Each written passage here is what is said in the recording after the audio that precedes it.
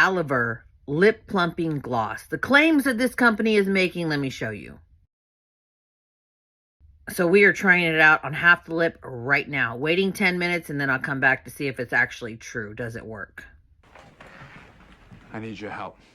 I can't tell you what it is. You can never ask me about it later, and we're gonna hurt some people. Whose car are we gonna take?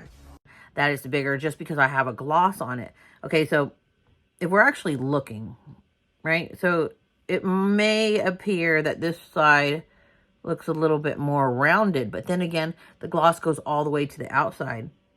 On the bottom, it looks like it's more puffy right here, but it's really hard to tell because it's a thick gloss. And I'm going to take it all the way to the outside as well. And just see. Look at that. It is literally the illusion of the gloss.